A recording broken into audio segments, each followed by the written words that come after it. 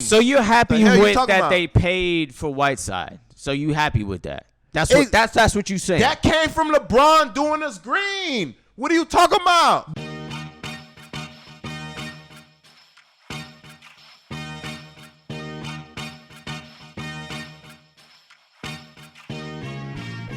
Welcome to the MarcWes Sports Podcast. It's the MarcWes Sports Podcast. I'm Marcus Benjamin. He's Wes Pierre. And, man, there was some crazy headlines this week, man. And we're going to go through them. And, you know, we're going to give you that Dade County perspective. Because that's where we from.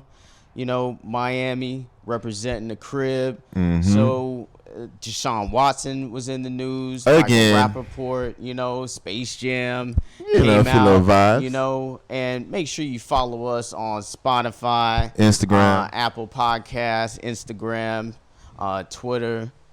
You know, we giving it to you live every week, that real sports talk. Mm-hmm. So, first and foremost, Deshaun Watson was in the news this week once again. Apparently, some more allegations came out, you know, with, you know, this alleged, sexual misconduct were, you know, involved with Deshaun Watson, who's a superstar football player for the Houston Texans. Probably not going to play for the Houston Texans this year. So good. You know, but now you got the Houston PD.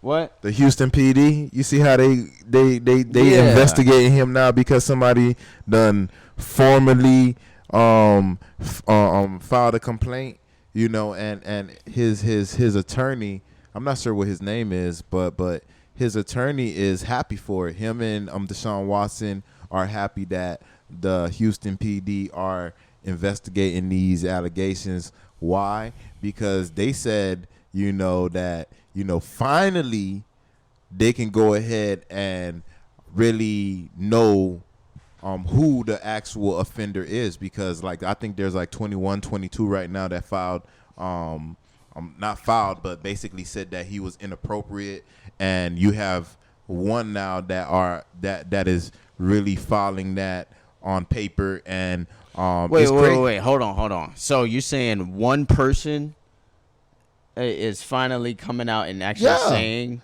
So wait, I don't understand, cause like they were saying it was up to like what 15 or 20 people were alleging that Deshaun Watson was doing some kind of sexual misconduct with his masseuses. Mm-hmm. So you're saying now it's only the one is legit that's on paper? Yeah, there's one legit on paper. You got another 18 that's vouching for him.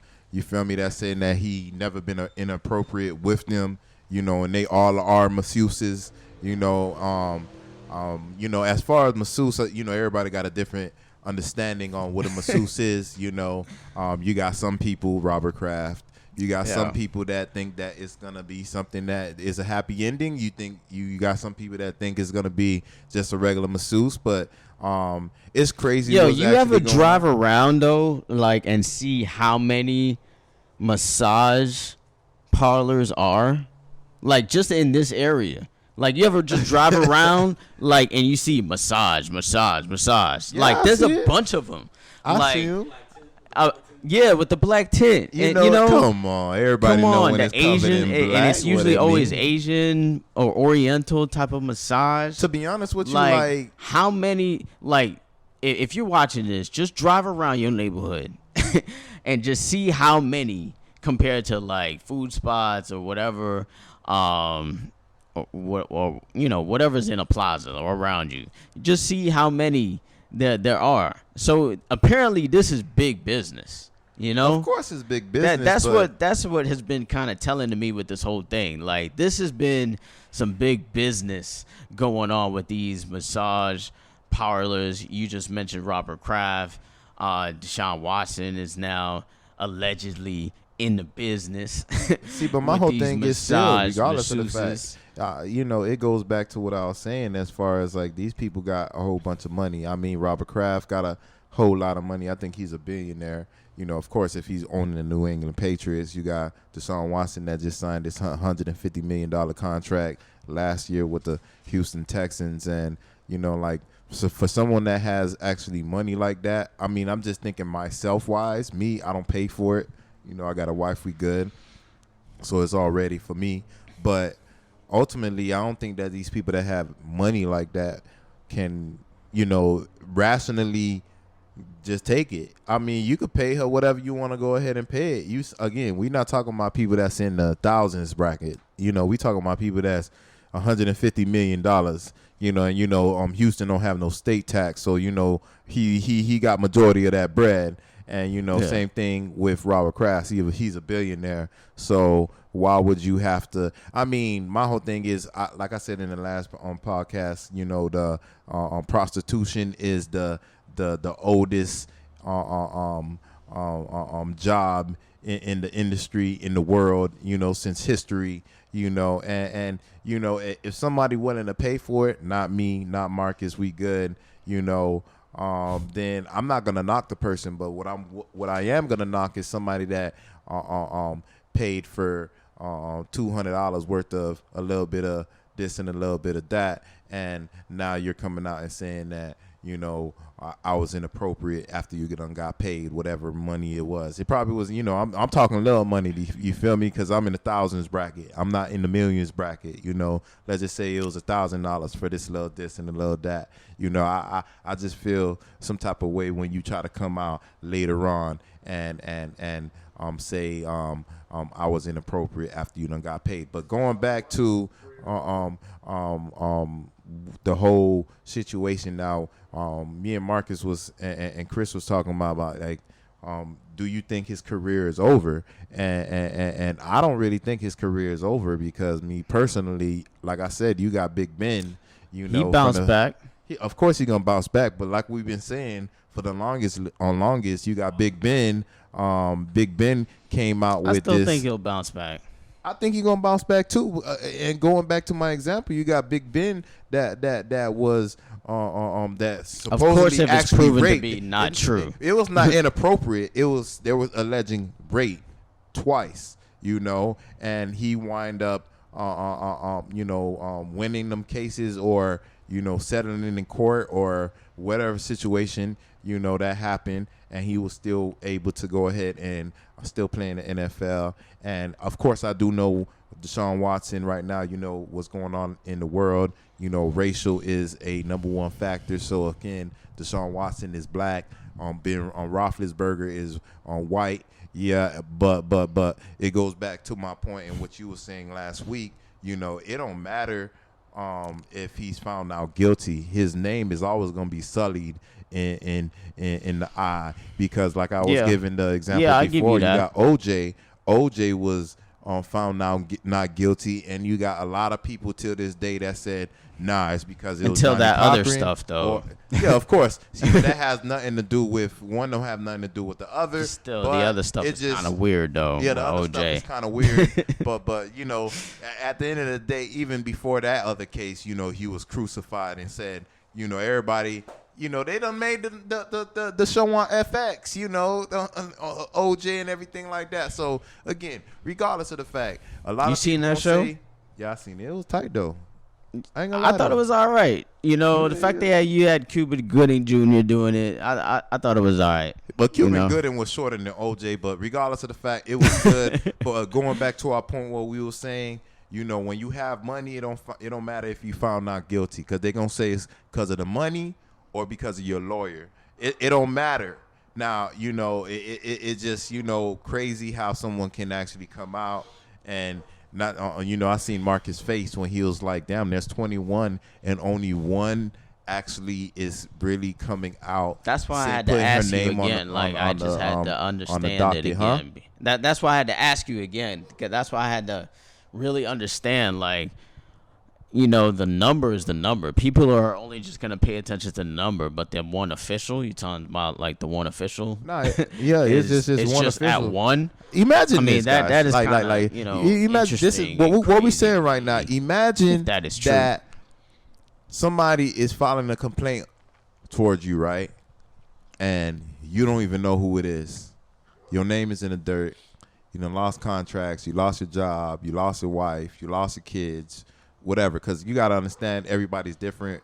You know, I know we understand we're talking about the Deshaun Watson situation, but of course you got to understand, like, just put it in your context, you know, with yourself. You know, somebody's filing a complaint against you and you do not know who it is. So at the end of the day, I'm thinking, like, would you be comfortable with that? You know, would you not have a problem with somebody filing a complaint and you can't know your accuser? You know, and you got to understand, like I said in the last podcast, right now is different. I grew up in an area in an era where you was innocent until proven guilty, even though that we know that was kind of this, that, and the other. But we ain't have social media like that. So now you have social media. Somebody could come out and say anything about you, and you know you lose so much. And you know it got to be a consequence to someone having allegations against you, and you didn't do anything, or what it found that you was not didn't do anything. So what's your definition on what is your perception of these females that are accusing Deshaun Watson? You feel me? I think many people might consider these women hoes because they are accusing someone of something that was not true or have intentions of just getting some money. Like a lot of people would call women like that hoes. You don't agree on why they feel that way? Nah, I'm not saying I don't agree with it. Oh, okay. I'm just saying, like, some people would do that, you know, like, but more my definition of a hoe to me, like, if you really, I mean, there's many definitions, but for me, I think it's a woman who either sleeps with multiple men. But that's not fair. They're going to say we want to be treated 50-50. If they sleep with multiple men and don't have any regard or respect for the person if they have feelings for that person. But what's the problem with that? Because, like, yo, you know, like, again, me personally, I agree with exactly. That's my definition of a hoe. Like me, I got a lot of different ways I can call you a hoe. My definition of a hoe is somebody that's willing to, hoe or prostitute or anything like that. You know, all right. My definition of a hoe is somebody that sleeps with multiple men. You know, but some people gonna go ahead and say it's like, why she can't sleep with multiple men? She's living. You only live once. Blah blah blah. This, that, and the other. Which I do understand, but I'm not gonna be the one to save you. I'm not gonna be the one to wife you. It's not gonna happen with me. It is what it is. All right. Yeah. Secondly, when it comes down to it, I feel like a hoe / a prostitute. You know, any female that is willing to, you know, sleep with a man because of what he has, what he's willing to give you, what you tend to gain, whatever you want to call it, you know, because it's just like you're a prostitute. You're going to sleep with him because he took you to... What about strippers, though? You consider them hoes? Me, I look at strippers like, yeah, you could be somebody, oh, yeah, I'm only stripping because, like I'm saving to pay for college tuition. It is what it is. I feel you. I respect your game, but I'm not gonna save you, not Wes. But when it comes down to it, ultimately, if you one of them strippers that's gonna go ahead and sleep with a guy, you know, to get that bread that's gonna help you pay for your college tuition or for whatever situation, then you're not just a stripper. You're a hoe. For me, it is what it is. No, but again, at the end of the day, I'm not going to give none of y'all the benefit of the doubt. So I'm going to think all of you guys are hoes anyway. Now, in regards to the masseuse, same thing. It goes to the same thing. If you're a masseuse that's going to go ahead and give an individual a massage and you know, he pay you for your services and you out, it is what it is. But if you're another type of masseuse that's going to go ahead and, you know, do that and you're going to have a happy ending, then you're a hoe / a prostitute. Same like I was saying with the stripper, you know. But again, what I don't understand is like I was saying in the last podcast, I just don't understand how, someone can, not even someone, 20 women can just wake up and have this epiphany about this he was inappropriate with me, and I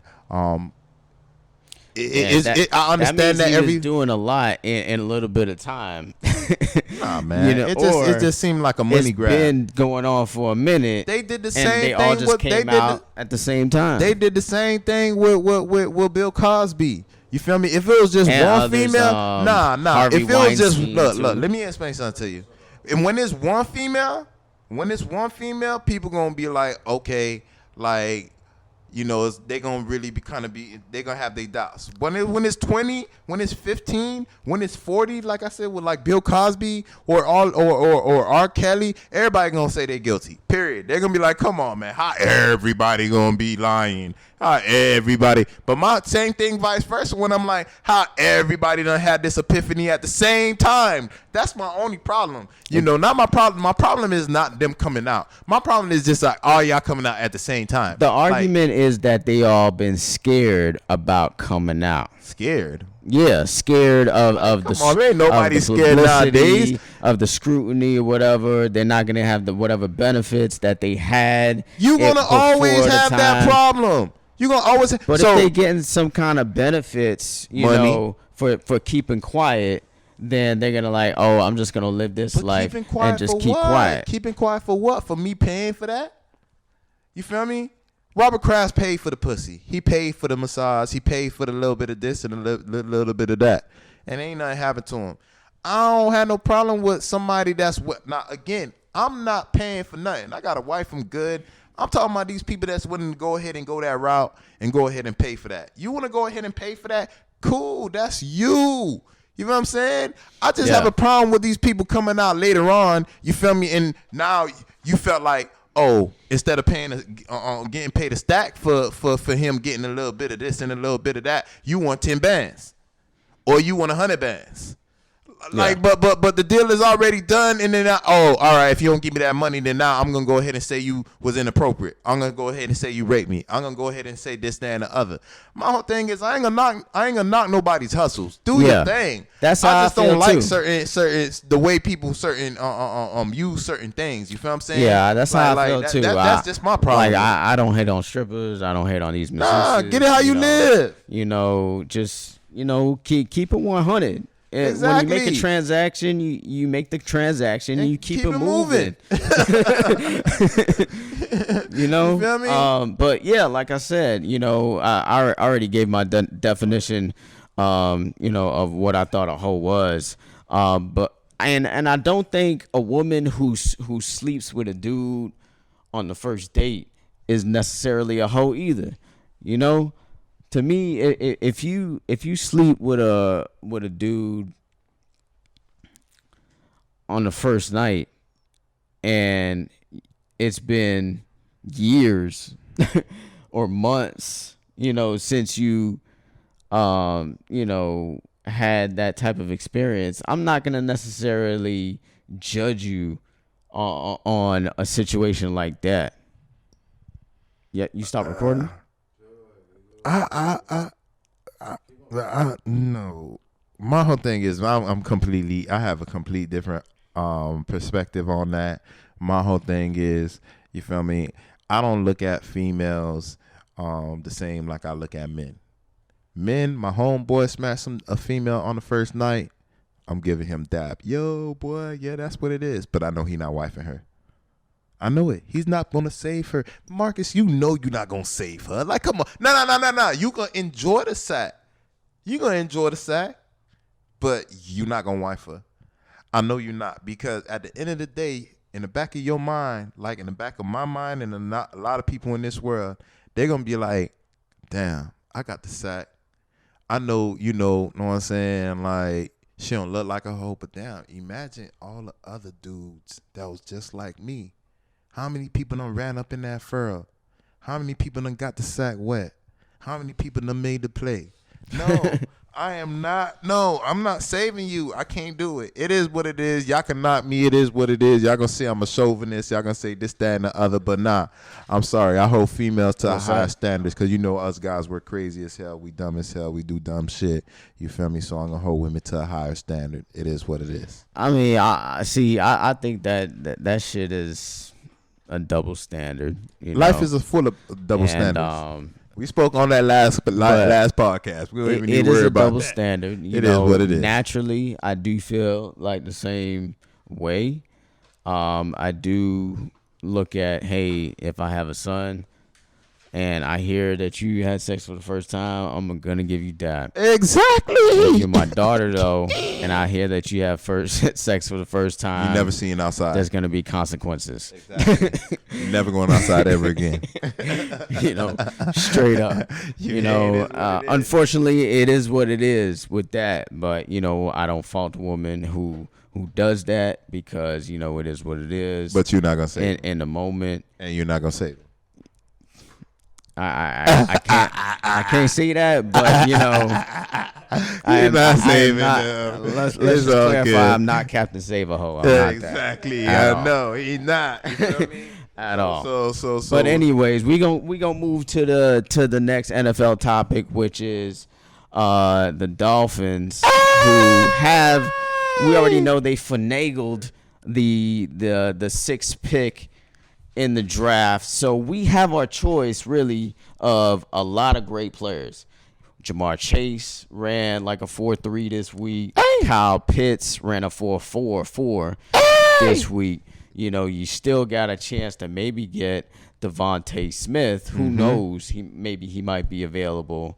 Or at least Jalen Waddle. Exactly. So you got your pick of really those players. But I'm really thinking, unfortunately, just because he's a Gator, that Kyle Pitts is supposed to be the pick for the Miami Dolphins.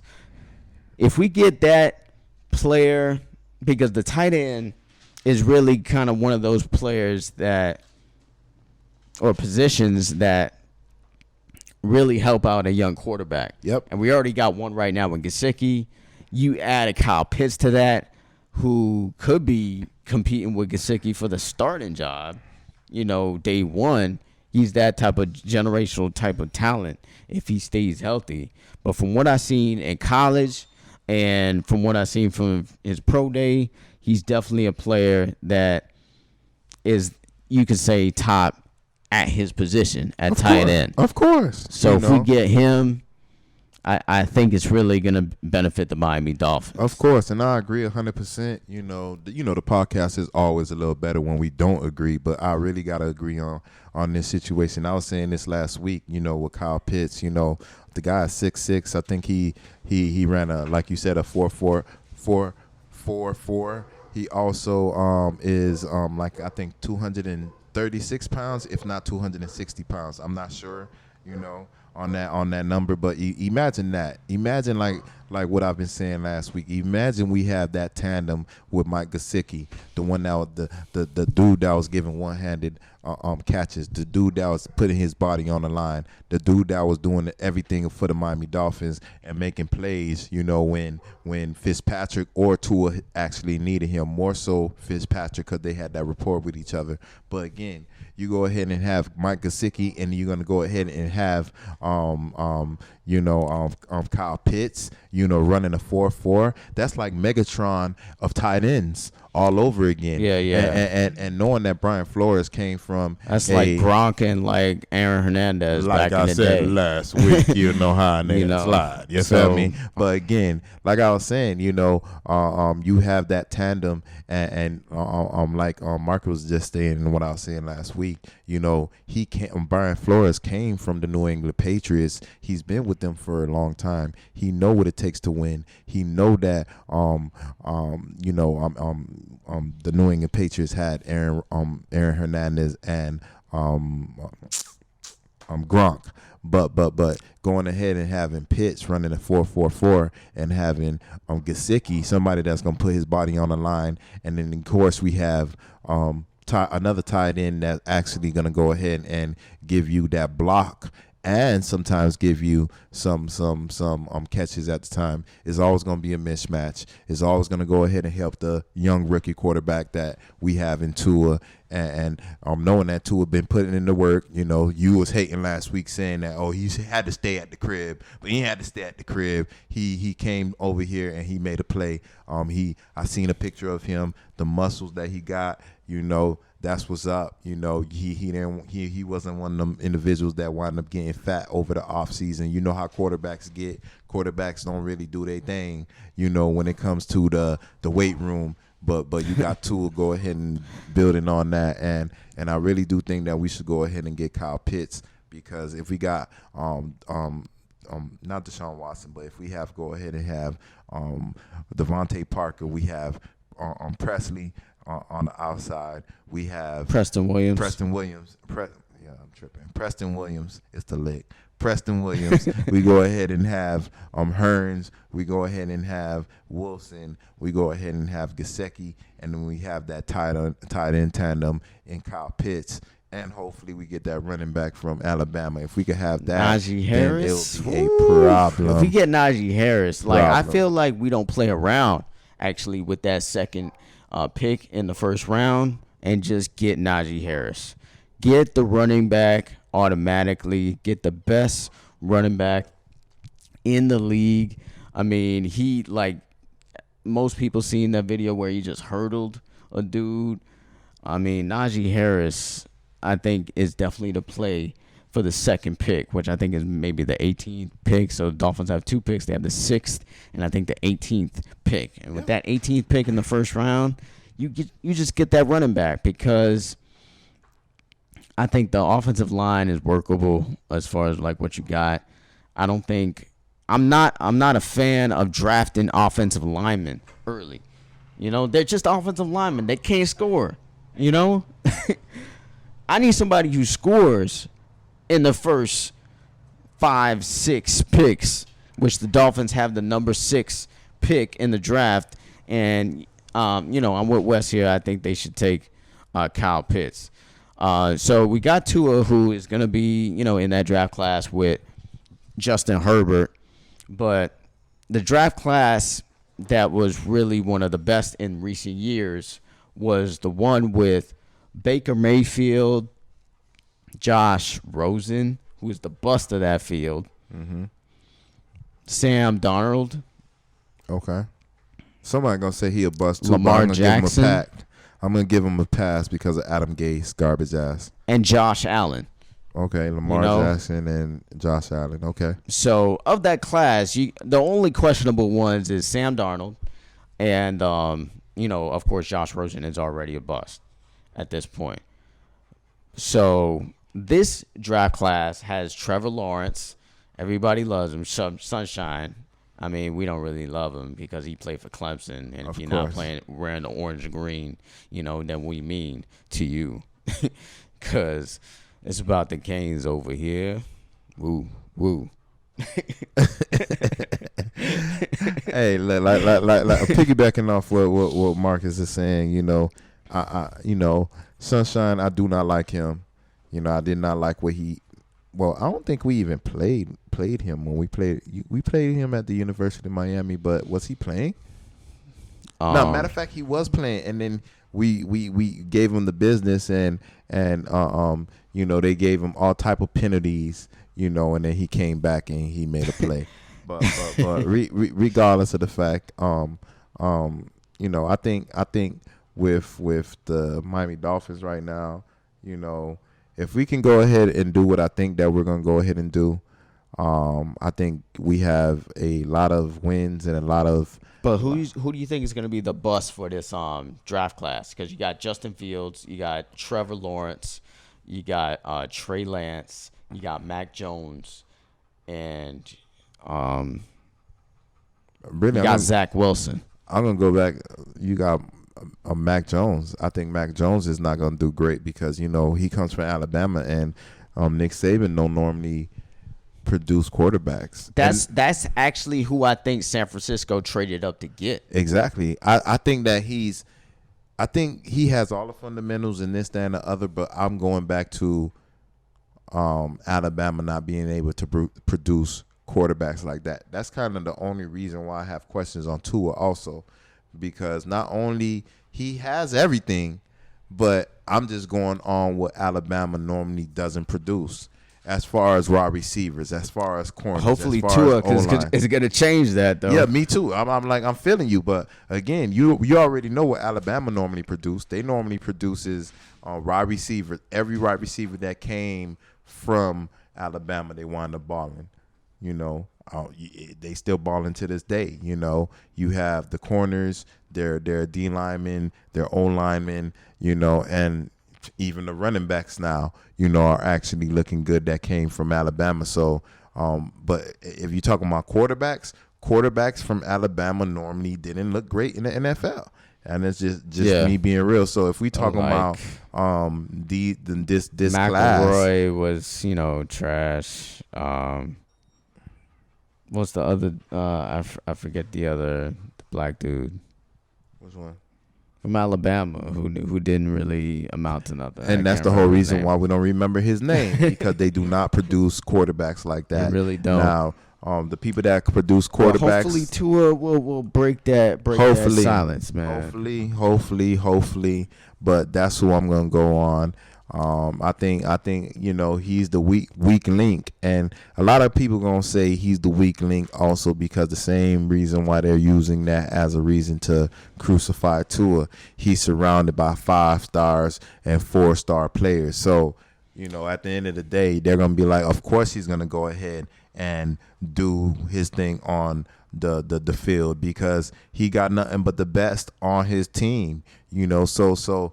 Hey, it is what it is. Like I said, it didn't stop the wide receivers. It didn't stop the corners, the O-linemen, the D-linemen that produce great numbers from Alabama and is in the league. Technically, right now, I don't want to say it, but they're like the new UM, the UM of past. Everybody went to UM full of 5-star and 4-star players. You know, they had a shaky history and character, but, you know, they always produce on the field. So you know, hey, that's what I'm going to go on. I mean, for me, like, I feel like Justin Fields is going to be a player. I feel like Trevor Lawrence is going to be a player. Sunshine. And I actually think Trey Lance is really going to be a player. Okay. You know, the ones that I doubt on is Mac Jones, so I agree with you on that. But I don't really believe in Zach Wilson. Okay. Yeah, Zach Wilson, I don't really think is going to be a player. So I think he could probably be one of the busts on that list. So him and Mac Jones. But Trevor Lawrence, if he's put in the right situation? I mean, it all depends. But if I had to pick a player from all the rest, I'd pick Trey Lance over Zach Wilson. Of course, the guy go ahead and make a play on the O-line. He's really accurate. The Trey Lance, he's really accurate, and he's got that mobility. So to me, he's like a junior Russell Wilson. So I pick him over Zach Wilson. So who probably could be the next Josh Rosen. He could be probably the next Tom Brady if you really want to be technical about it. Because think about it, like the last few years in the draft, like, you know, when it came to quarterbacks, they didn't have that many that was right, to be honest with you. That's why we're still looking in, you know, certain teams, they're still looking in the draft for quarterbacks because they drafted quarterbacks and they weren't great. You got the RG3s, you got the who else? The Josh McCowns. You know what I mean? He's still in the league, you know, but, you know, he's not a starting quarterback. You know, you have the more recent quarterbacks. Give me a list of more recent quarterbacks? Yeah, that haven't kind of panned out in the league because it's like. I mean, I would say a lot of them actually have panned out. Josh Rosen is really kind of the most recent that hasn't panned out. You know, Mitch Trubisky, you could say. Garbage. Hasn't panned out. Dwayne Haskins is another player who hasn't really panned out. And he was doing some gook shit. But there's definitely more better quarterbacks than bad ones. Nah, because think about it. If you look at the Jacksonville Jaguars, that's one team been looking for quarterbacks for years. Then you go ahead and go to Tampa Bay. they got saved this year, but thinking about quarterbacks, that's another team that's been looking for a quarterback for years. Yeah, they got Tom Brady, but Tom Brady's gonna retire in maybe 2 years, and they're gonna go back to being like Jacksonville. Then you got the Cleveland Browns. They always been garbage at quarterback. They finally got Baker Mayfield. Then you're gonna go ahead and go to the Miami Dolphins. Same thing. We've been looking for a quarterback, and they've been garbage. Then you're gonna go ahead and go to LA Rams, St. Louis Rams, or LA Rams. You feel me? Quarterback trash. Chicago Bears, quarterback trash. Cincinnati Bengals, quarterback trash. Dallas Cowboys, quarterback trash. Still trying to find quarterback. You know what I'm saying? So majority of the time, the only time you really think about good quarterbacks was the Phillip Rivers, and we know Phillip Rivers is trash. You feel me? But the Phillip Rivers, the Tom Brady's, the Aaron Rodgers, the Matthew Stafford's, let me see. Who else was good? You still got a lot of good quarterbacks. I think you really have maybe 8 good quarterbacks, and the rest be trash. But the last few years, you had some really good quarterbacks like the Russell Wilsons, the Patrick Mahomes, the Deshaun Watson. They're the new generation, though. You're talking about new generation. Yeah, the Kyler Murrays. You're talking about the new generations, and what's happening to these quarterbacks? Allen, what's happening to the quarterbacks that I was talking about? Mayfield. Drew Brees just retired. Phillip Rivers just retired. That's what I'm saying. It's only a certain amount of teams in the NFL that's going to have good quarterbacks, and majority of them are going to be trash. I understand what you're saying. You got the Lamar Jacksons, the Russell Wilsons. They're good now. But, again, regardless of the fact, you got to really think about it. There really technically be maybe 8, 9, 10 quarterbacks that's good, and the rest of the league be trash. Yeah, it is what it is. But you did hear some news about the New England Patriots this week, right? Yeah, Bill Belichick went ahead and not Bill Belichick, but Robert Kraft. He went ahead and said some negative things about not Bill Belichick specifically, but he was talking about Bill Belichick because Bill Belichick is the general manager. He runs everything, so he's the head coach, everything. So Robert Kraft was basically saying that he was disappointed and with the draft picks that wind up not panning out the last few years for the New England Patriots, throwing a little shade at Bill Belichick. And he also was not thrilled with this offseason spending that who else Bill Belichick been doing, because, of course, he runs everything in New England besides Robert Kraft, because Robert Kraft is just sitting collecting that bread. Now, again, and he also said, with the quarterback position, basically, I'm not going to, try to say it verbatim, but he was basically saying, they're still, of course, they got Cam Newton, but even though Cam Newton last year wouldn't have been able to succeed with what he had around him also, so hey, it is what it is. It's just I'm pretty sure that Robert Kraft is hearing everything about Tom Brady. He's seen everything about Tom Brady when Tom Brady left. He wanted Antonio Brown to be in New England, and that was one of the factors in him winning for the Tampa Bay Buccaneers. He wind up winning a Super Bowl when his head coach didn't have faith in him, even though he had a good relationship with Robert Kraft. So personally, just a little shade. It is what it is. I always love shade. And for me personally, I just have a personal extra in this situation because that he's chasing Dan Marino's record for all-time winning in NFL. So if Robert Kraft is actually saying something negative about him and New England is continuing to lose, then we wind up seeing the end of Bill Belichick, and then not Dan Marino, but Don Shula's record can stay intact. Rest in peace to Don Shula. You feel me? I think this is, I think this is the biggest overreaction from Robert Kraft. Don't be Jerry Jones out here. We don't need another Jerry Jones when it comes to NFL owners. I don't need you to be in the front office with as far as how I'm going to operate my team, especially since I'm one of the best coaches of all time. Hold on, a slap in the face. Why would you even question that? I do feel that way. Like, you're talking like Bill Belichick, or you're talking like Marcus? Because I'm like, I know your ass is happy. You feel me? That Robert Kraft is saying some shit like that. Now, as far as Bill Belichick, because his name is Bill Belichick. Right. Obviously, because it's the Patriots, I don't give a fuck. Okay, you feel me? It is what it is. But like, if this was me and this was like my franchise and like I was the coach of the Dolphins, this was Don Shula. Like, let's just say, like, who are you to like tell me some nonsense like that? Your owner. Come on, like that. I just feel like owners should just like not be all in the videos.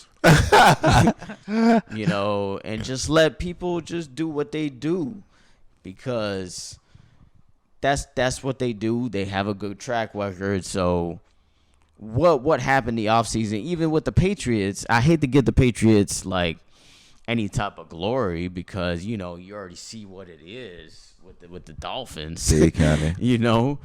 So, but like, come on, man, like it was COVID year, first off, and they got a new quarterback in Cam Newton who played decent given the circumstances. Before they got lost a lot of players. A lot of their players actually opted out, to even play. Yeah. So they didn't have a full squad. Yeah.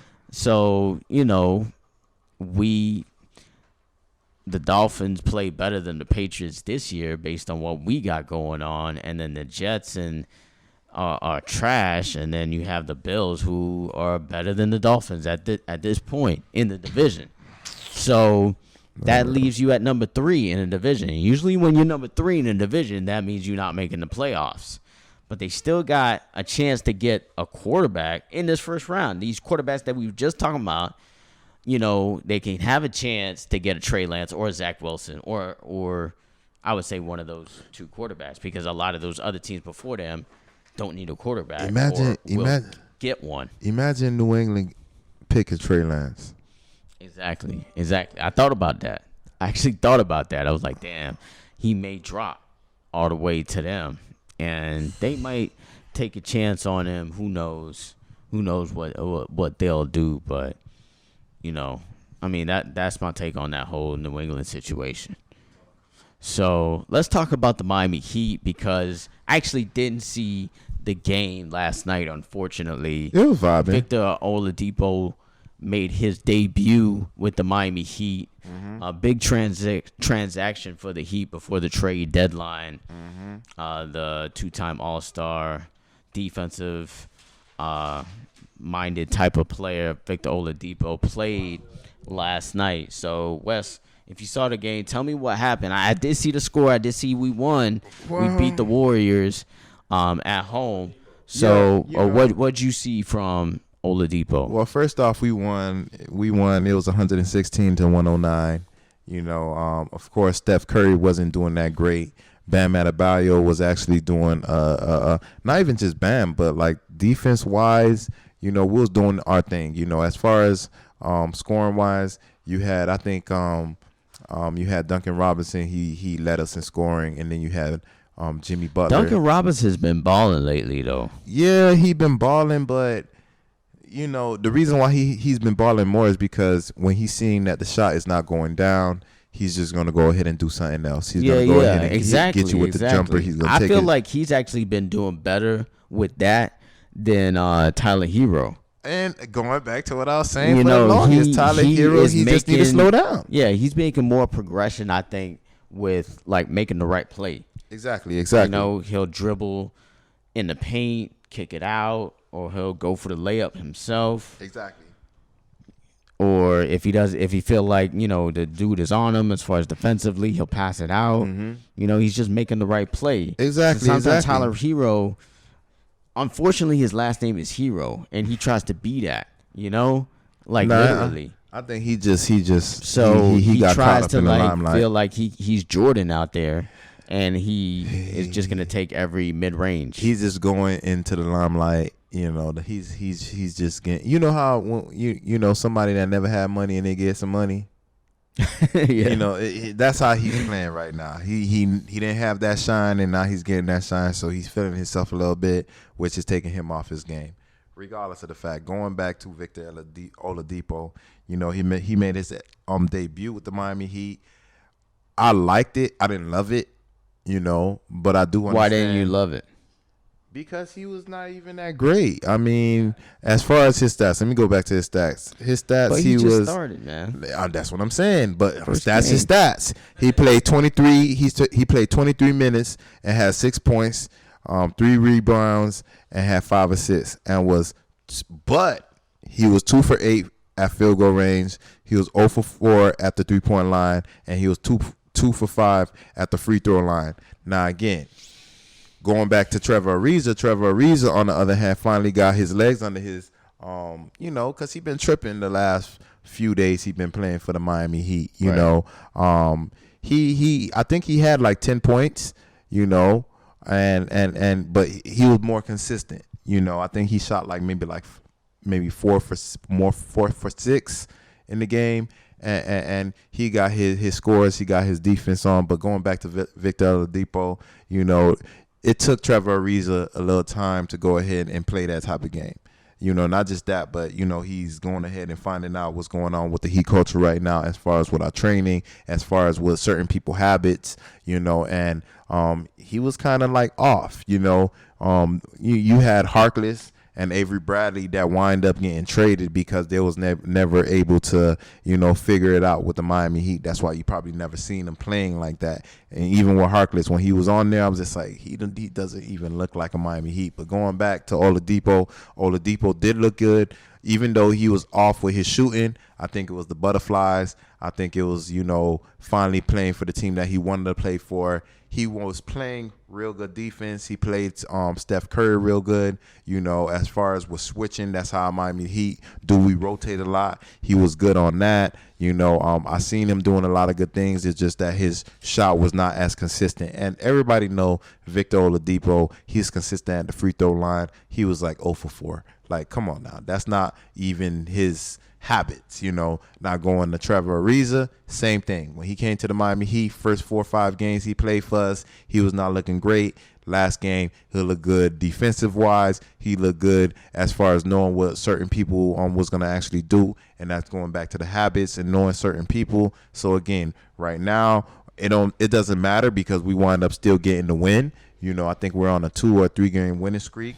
I think we're number 4 in the East right now. So we're actually number 6 in the East right now. We're 6. Yeah, number 6 in the East right now. Atlanta is number 5. Who cares?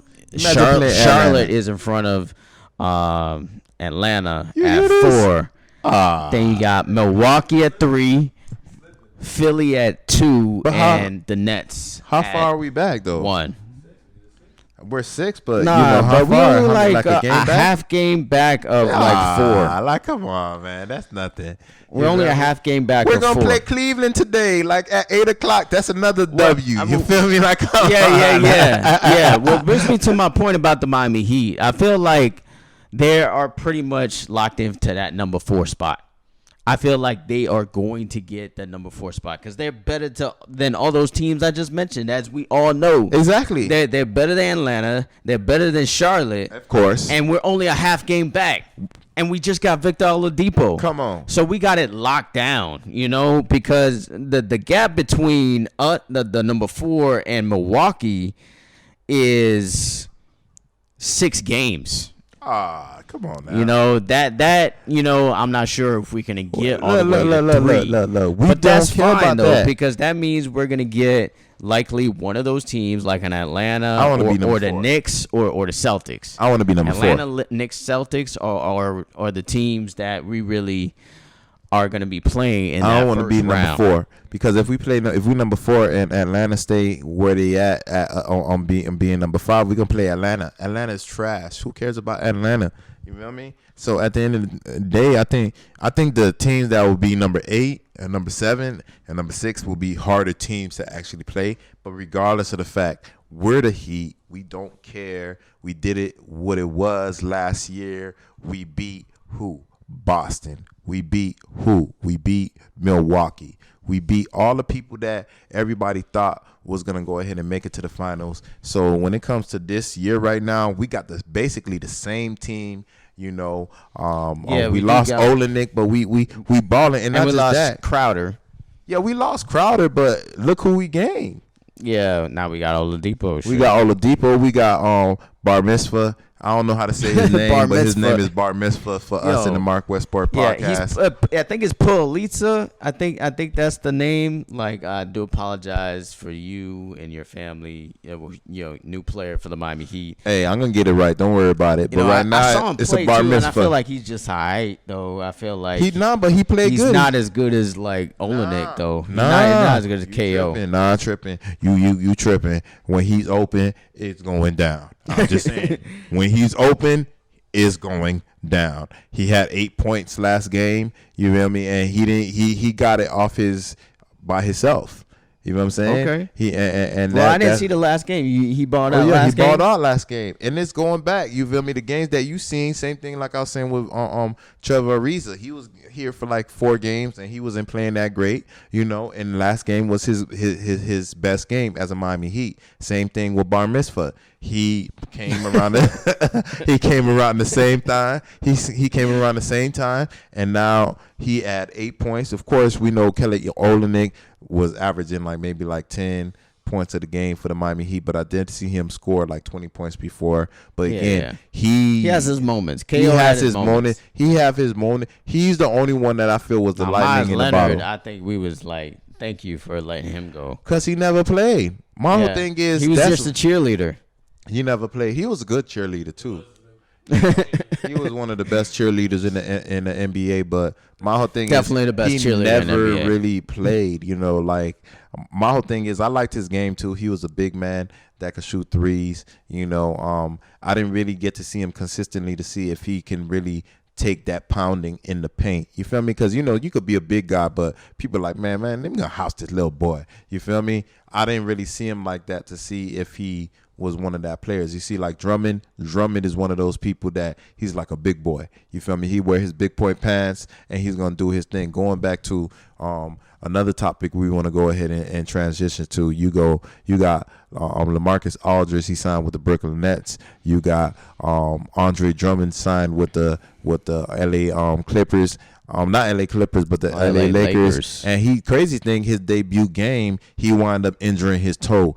Karma, you were supposed to come to the Miami Heat. You feel what I'm saying? It is what it is. Really? And then you got straight up. And then you got what's his name, DeMarcus Cousins, saying that he wants to play for the Clippers. I'm not sure if he already signed with the Clippers already, but let's just say if he wants to sign with the Clippers, and I'm pretty sure he's going to sign with the Clippers, because I do think that he's going through a buyout with the Kings right now. Also, same thing like Hassan Whiteside. Hassan Whiteside been linked to having a close to a buyout with his team right now, the Kings right now, just like DeMarcus Cousins. And crazy thing is they saying that he's probably coming back today, County with the Miami Heat. Whiteside? Exactly. Coming back? I got his shirt. I think I wore his shirt on the podcast before. You feel me? You want him back? Hell yeah. Why wouldn't you? Why wouldn't you want him back? For how much though? How what we it's talking a buyout. About? If it's a buyout, you getting him for minimum. You feel me? And not just that. He don't like AD. He always had a problem with AD. That's one. 2, Andre Drummond. When he played Andre Drummond, he's had his. I don't know. I feel some kind of way about fucking Whiteside. Like just because he. I feel like I need shooters. He left. Yes, exactly. But I feel some kind of way. Did we need shooters? But he had shooters, dog. Ellington was the best shooter at the time. That was just one person. He was the best shooter. That was just one person. He's like Duncan Robinson. We had the cancer. And we had Dragic. Dragic still Waiters. Shot well. Dion Waiters. Man, Philly cheese, man. leave Philly cheese alone, bro. He was tripping down there. I ain't gonna lie to you. I ain't gonna lie to you. Alone. He never really. He ate too many Philly cheeses. What is your whole quote? What is your whole quote? Availability is the best ability. Right. And was he available for the Miami Heat majority of his contract? Yes or no? He was not. So, like, and that's why he's gone. Exactly. So don't you feel him for saying that comment? Like, he's talking about Dion Waiters. If he talking about Dion Waiters, you feel me? Well, why would you get hot at that? If it's only directed at Dion Waiters, then yeah. But Ellington and Dragic were good shooters. I mean, you just like disrespecting those dudes who is up in there in the trenches with you playing games. You know, I just feel like it's a shady, but you gotta thing think he did. So I'm still gonna always feel. You need to put that past you. You know why? Because you forgave Wade. Wade went to the Cleveland Cavaliers, and a lot of Miami Heat. But we did Wade wrong. You already know that. We didn't do Dwayne Wade wrong. How do we not do Dwayne Wade wrong? He was never wrong. The highest player on his team. What that's supposed to mean? We never paid for him. So what? So what? Hold on. I helped you win 3 championships. Damn, right? Boy, you salty. I'm just saying, like. I helped you win 3 championships, and you can't pay me, and I can't be the highest player. Oh, so damn. So why nobody? The Lakers did it for Kobe. So why nobody knocking? He was about to retire, and they gave him that bread to retire. The Lakers did it for Kobe. How come the Heat couldn't do it for Dwayne Wade? Because Wade was tripping. Wade tried us. What do you mean Wade knew that LeBron was going. Wade knew LeBron was going. He didn't want to go ahead and tell Pat Riley. But that's LeBron James's decision. Nah, we're not talking about. If you want to talk about loyalty, Wade was supposed to let us know what the play was. Come on, you feel man. me? LeBron want to go ahead and leave. Cool. That's just like saying, so something happened with Chris, right? And Chris like, I'm about to make this play, but I just don't want you being my homeboy, I don't want you to really say nothing about it. All right. But it's gonna be loyal to your homeboy. But it's gonna mess up the mark. We talking about the MarcWes Sports Podcast. Chris said that he's gonna leave. To your homeboy, Chris, Chris said he gonna leave. Nah, I'm gonna tell the company. He don't need all that West. I'm gonna tell the company. I gotta tell you, Marcus. I'm sorry. I gotta tell you. You're gonna say. I'm sorry. I'm the company. I'm gonna tell the company. I'm gonna be a company man and tell the company what's going on. You told me something. You my homeboy. But I'm gonna tell the company, hey, this is what my homeboy is gonna do. But he told me to keep it on the low. See, but my whole thing is he ain't gonna do me green. He didn't do us green. He had us in the bind. We finally winning because of what he did. What are you talking about? What you mean? If Chris Holla at Wade did? Nah, exactly. Because if Chris, so why don't you pay him though? Why don't you pay? Why nobody talking about Tom Brady about that? He got 6 rings with the New England Patriots because he didn't want to go ahead and get paid all that bread because he know that if you get paid all that, if you get paid, tell me why you left though. Why did you leave? Because he ain't surround them with good players. They ain't surround Wade with good players. Not good enough to win a championship. Oh really? Really? So he ain't surrounded with Chris Bosh. We just talked about Philly cheese. We ain't surrounded Wade with LeBron. We surrounded Wade with LeBron, Chris Bosh, and they won championships. Ray Allen, Jesus Shuttlesworth, and they won championships. Exactly. Before then, that though. Wait, before then, we had Antoine Walker. We had what they call it, and they won a championship. We had Antoine Walker. We had Eddie Jones. We had all these players, and they won a championship. So we had Shaq, and then why we didn't do it a third time for you, Wade? Because you snubbed Pat Riley, the Godfather. What do you mean? How do you snub him? Because you knew LeBron was leaving, man. Come on, man. You going? So you're a company man? No. Let me just. That's what it sounds like. Nah, it's not even being a company man. I'm gonna just go ahead and try to break it down real quick. You feel me? Before we jump on the next topic. All right, boom. You got me, you, and Chris. We do the MarcWes one. All right. Not. You know why? Cause all right, let me change that. Wade gonna go ahead and say he didn't know, right? Me just being me, if I really felt that Wade didn't know, I would have paid him that bread. But because I know that Wade knew, you know how Wade knew? Because just his reaction being with LeBron now. if you my homeboy, you my dog, you my day one, and you did me like that, because Wade lost like $10 million behind LeBron doing that. You feel me? Like, more of a reason if I know, if I him. know that you did that, if I know that you did that to me, I ain't fucking with you. Straight up. I ain't, cause as your homeboy, you're supposed to put me on point. Forget being the corporate. Just put me on point. And Pat Riley knew that Wade knew, just because of how Wade still chilled with LeBron after. Because if you tried me like that, wait. If you tried me like that, Wade would have been having that same salty face, just like the Don. So you gonna snub the player? Yup. That you drafted. Yup. Won the first championship. Yup. In your franchise. Yep. You know why? Because I did it with Shaq. I did it with LeBron. Hold on. And then after LeBron tried to us. Get two more players. He helped because, trust me, if Dwayne Wade doesn't say, hey, I want to stay in Miami, that we don't have those 2 extra rings. Who actually, what? We don't have those 2 extra rings if he doesn't say, hey, I want to stay in Miami. But why did he stay? Because Pat Riley surrounded him with players just like but he was like in on that. You gonna tell me he wasn't in on that? Yeah, he was. It's because of Dwayne Wade we had LeBron James and Chris Bosh and Ray Allen to come to the Miami that's because Heat. you put Pat Riley in the loop. Because and you're not gonna give him credit. Look, like you were the cornerstone of this franchise. Look. You don't think, and that's what the Lakers did with Kobe Bryant. Look, you don't. It's just like the insider trading type shit. I'm sorry. Wait. You can't tell me that you Wade wrong. You Wade. Did. Chris is motherfucking LeBron. You feel me? You Wade. Chris is LeBron. And nah, I ain't boss. I can't be wrong. I'm Pat Riley. Boss is. So somebody else has to be Pat Riley. All right, all of us. All right. One of our homeboys is boss. I'm Pat Riley.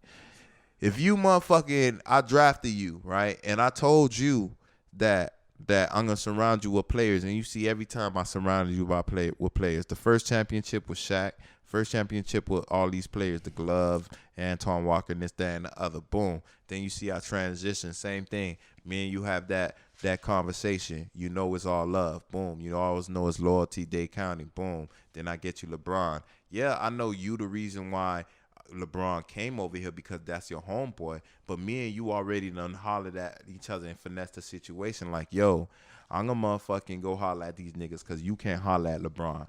I'm going to speak to LeBron and I'm going to tell LeBron, yo, we going to go ahead and try to grab you, me, and somebody else, because we not even thinking about Boss. They was not even thinking about Boss as that player. So me and you, Pat Riley, like me and you were talking, you're Wade. Boom. And mind you, I drafted you. We always had this open conversation. Boom, boom, boom. And I always gave you what you think that you needed to win a championship. Boom. First I also need money. How you gonna do that? For the championships? That don't even make any sense. You know the money that the Miami Heat has produced for just Dade County. See, but I you know, and a lot of that happened because of Dwayne Wade. You gotta be realistic. You're not gonna pay the man. It goes back to what I was saying with Tom Brady. Like, the only reason I don't care like how like it really turned out. How it really turned out is how it turned out. He went to Chicago. He got paid. And then he came back. What he did in Chicago, they didn't even like him in Chicago. Cool. For me, that's cool. I just don't. I mean, I just don't like the fact that you went to Cleveland. Cleveland is where that's where to me it drew the line. Listen, like, why did you go to Cleveland? Chicago, I understand you was from there, you know, and then pan out too. And you got more money, and you developed a relationship with Jimmy Butler. Exactly. Which ultimately, kind of. So what you wanted, you was chasing money, not rings. That's what you're saying. But like. Come on, man. You was chasing money, not rings. I love the fact how the Lakers paid Kobe, even though they was not. Because they was not chasing rings at that time. They were not doing that because loyalty over rings. You gotta understand. We got the rings that we got because of you. I hear what you're saying. We got the rings that we got because of you. Nah. So we gonna. Pay respects to you and what you've done for this franchise. Question is, what are you chasing? And we're gonna pay you. Are for you what chasing you more rings, or are you chasing the bread? Because we could pay you the bread, but you're not gonna be getting the rings. It's gotta be both. It can't be both. Not with Why not? How? How? With a game like basketball, it has to be both. So the only reason why we won that because Wade sacrificed, Boss sacrificed, and LeBron sacrificed. But what are you talking about? Dwayne Wade sacrificed Kobe even took less money when it came to Shaq. Sacrificed the most, though. Who cares? They then all you got sacrificed. LeBron, The only reason why they they left the franchise. Look. And Dwayne Wade still staying loyal. Look. Nobody's saying can't pay. Nobody's saying nothing. Come on, man. Nobody's saying nothing to Ginobili. Nobody's saying nothing to Tony Parker. Nobody's saying nothing to Tim Duncan. Nobody's saying nothing to motherfucking Tom Brady. Nobody's saying all these people that got all these rings that wanted these rings, they took less. Wade, you wanted to get more rings, you took less. All right? Now again, if you want the bread, cool. We'll give you the bread. But you're not gonna get the ring. So you're happy with that they paid for Whiteside. So you happy with that? That's what you saying. That came from LeBron doing us green. What are you talking about? But you happy that Pat Riley said, you know what? I'm gonna pay all this bread to Whiteside instead of Wade. Exactly. You happy with that? And I'm happy with that because Wade need to motherfucking know his loyalty over everything. Hell no. Your ass know your ass knew that LeBron was leaving. And you know how we know that? Because if you didn't know that, mind you, he took $10 million away from me. I don't give a fuck who I fucking know. Any motherfucking body that take $10 million away from me, Chris, Marcus, anybody, I can't fuck with them. The same way. Now, again, if I knew, then I'm gonna be acting the same way. You still cheering him on. Nah, you still fucking with him. Nah. You paid a man. You straight know up. You paid a man. Straight up. Look how you paid a man. Look how KG and Paul Pierce treat Ray Allen, cause they felt like he really did them niggas green. You feel me? Wade, if you felt like if you didn't know that, you would have been like them boys. But just the plain fact that you still salute LeBron and that's my brother, that's this, that, and the other, that's how Pat Riley knew that you knew. That's why I don't have no problem with him snubbing you with the bread and giving it to Whiteside. Because you was not loyal to the person that gave you the first ring and the second and the third ring. And neither was he. He was loyal to Whiteside. Why? Why was he loyal to Whiteside? He was not I can't believe you choosing Whiteside. He was not loyal to Whiteside. I didn't know you was a Whiteside fan, bro. I'm not a Whiteside fan. You can't be mad.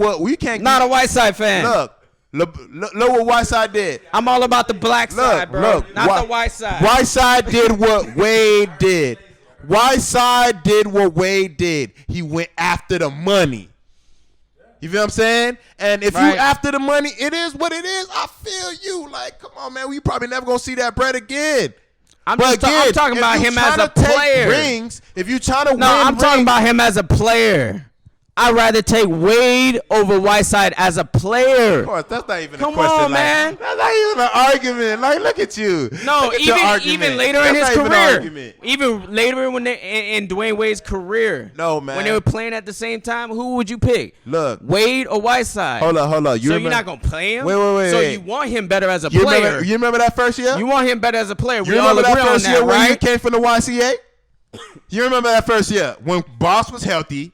You had Wade here, still doing giving the gift back hits. Still take Wade. No, I'm just saying. I choose the black side over the white side.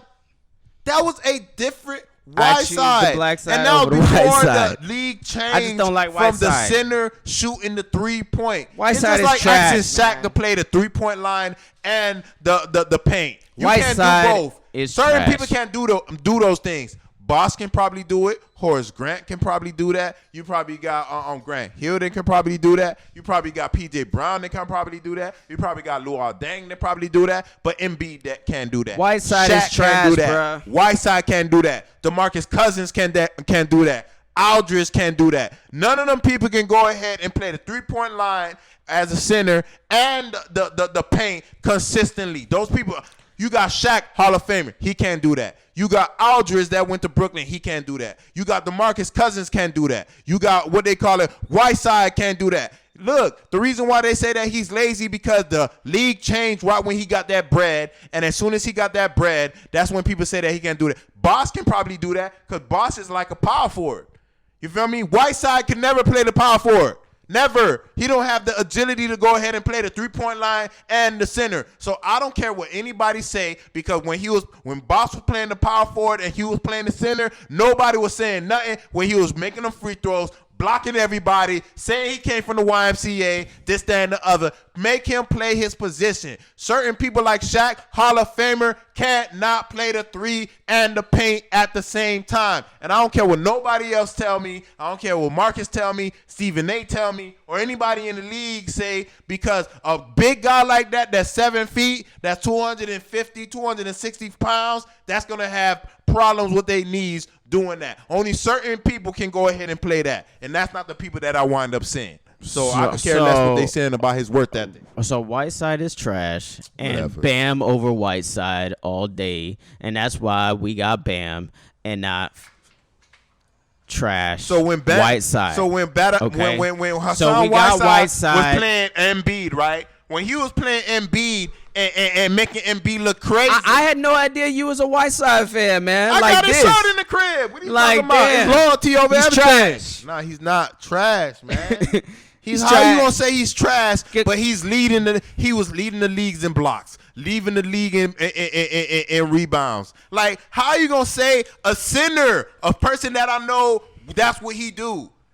Get rebounds and blocks. How are you gonna say he's trash? Offensively, he's trash. Oh my God. Offensively, he's trash. It's an offensive game. The NBA is an offensive game. It's all about scoring more points. The one thing I will say about the Heat, though, we're not gonna agree on that. So the one thing I will say about the Heat, though, is that the Heat have one of the best defenses in the league because we rotate. And if you do add Whiteside, going back to what I was saying about Whiteside, adds to that defense, but nothing to the offense. Because he doesn't rotate when it comes to offense. He takes bad shots, and that's why we let him go. And we paid him too much, and we should have paid Wade. But we'll move on to the Duck of the Week anyway. So the Duck of the Week is obviously, I mean, if you haven't heard this news, one of the headlines we was talking about was Michael Rapaport and KD, Kevin Durant, who I think is one of the best shooters of all time, got into like this Twitter beef. Not even a DM beef. It started with a tweet from, I believe, from Michael Rapaport, who really said that, you know, he had questions about Kevin Durant with an interview with Charles Barkley. You know, he thought, you know, he should have did the interview or whatnot.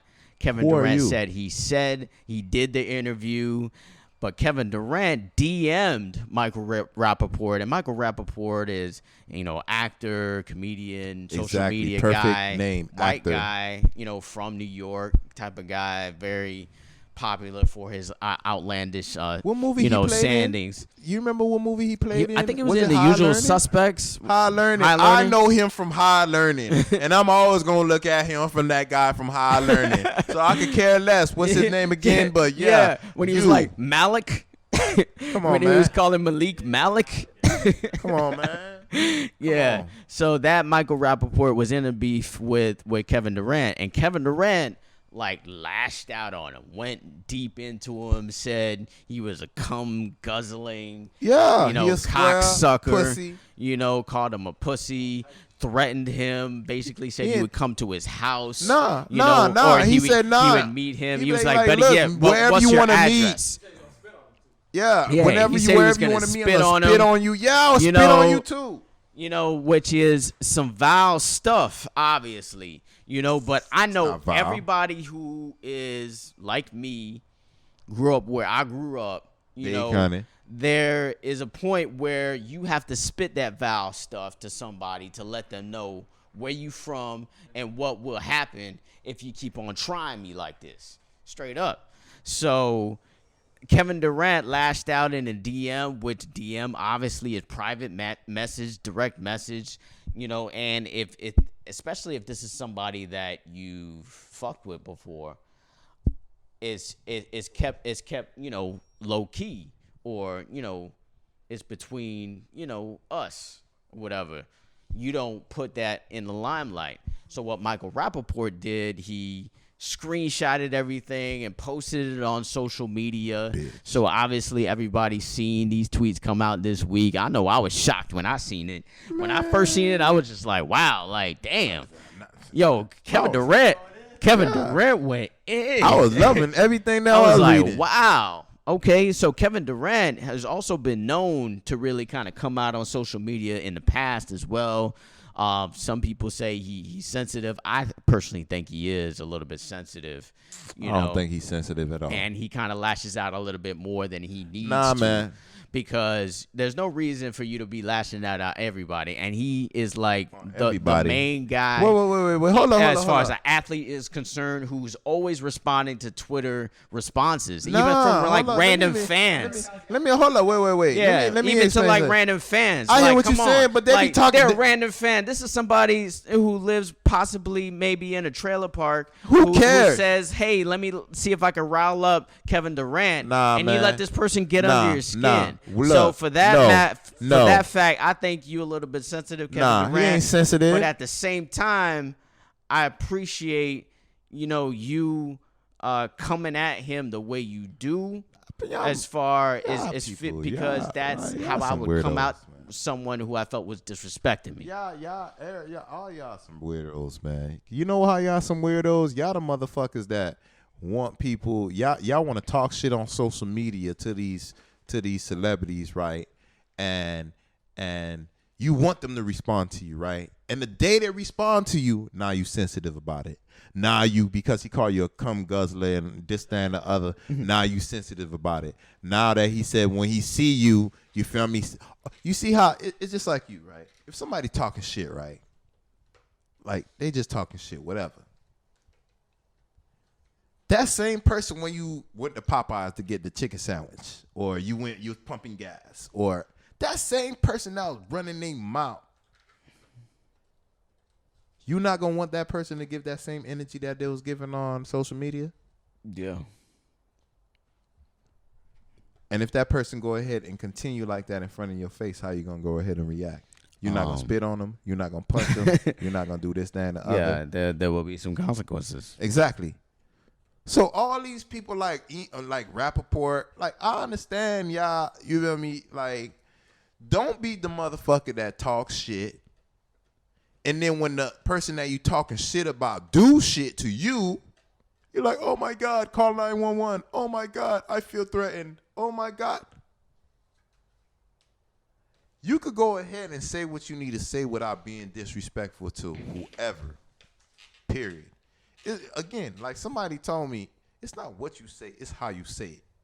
You want to be disrespectful and I'm disrespectful back, and when I tell you, when I see you, I'm going to whoop your ass, I'm going to spit on you, I'm going to do this, that, and the other. Don't be calling police. Don't be going ahead and putting it on social media and this, that, and the other like they're going to save you. But you still want to be able to talk shit. So what's going to happen now when you want to go ahead, other actors, not athletes, you just want to be able to talk shit and nothing happen to you. That's just like going back to Kakashi. You want to snitch and you feel like nothing's going to happen to you.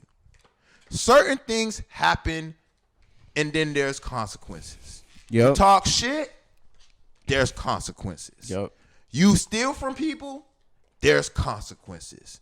You punch somebody's mom, there's consequences. Big consequences if you it's just consequences to certain things. And don't be mad when the consequences arrive at your front door. Don't be crying wolf. Don't be calling police. Put your big boy pants on like me and Marcus say on the MarcWes Sport Podcast, and man it up. Straight up. Even women it up. However, don't talk trash on social media, because like I seen something on World Star maybe 3 weeks ago. There was this girl out talking trash to somebody on social media, and the crazy thing is the girl is big. The girl that she was talking trash about was big. You feel me? If you talking about whoever that was typing up whatever they was typing, and the girl found her at a Chinese restaurant and whooped her ass. You feel me? To the point where, you feel me, the girl had to run in the back where they cooking the food. You know what I'm saying? But again, going back to what I'm saying, consequences to what you do, what you say. It is what it is. And don't be surprised when it shows up your front door just like it showed up at your front door, Michael Rapaport. And again, I'm always going to remember you from High Learning. So when you say bullshit, that's how I see you. Yeah, he played Remy in Higher Learning, the racist skinhead. Motherfucker. All right, so I want to get into NCAA women's basketball. So Arizona upset Uconn, and what I wanted to add, there's two things to this, right? So Gino Auriemma is the coach of Uconn. Uconn was you want to talk about Rapaport? You still exactly because Rapaport is a bitch. You got something to say about Rapaport? Here, hold on, Rapaport. Marcus still got a little something to say because he's a bitch. Remy. I just just for the simple fact that Rapaport, you come out and you put that stuff on blast, and as far as your relationship with Kevin Durant, obviously there was some kind of relationship between Michael Rapaport and Kevin Durant before all of this happened. So we talked before, we banged it before, whatever, and you come out on social media and you lure up, like, to me, like, it's just total.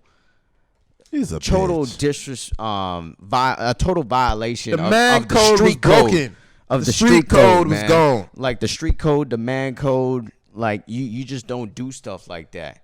You're a bitch. You went this route, which actually gave you some white privilege, and I just wanna say that because you took the route of I'm gonna call 5-0. I'm gonna call them. He went back. He went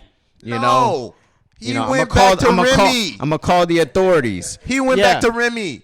Yeah, he went back to Remy, basically. The hell?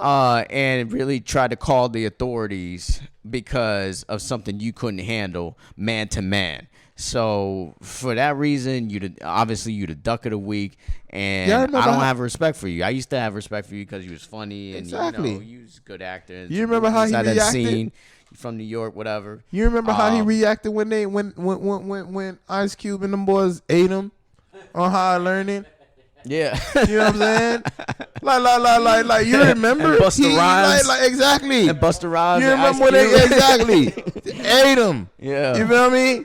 And then that's exactly how he took it back to High Learning. High Learning is kind of a sports movie too because they ran track.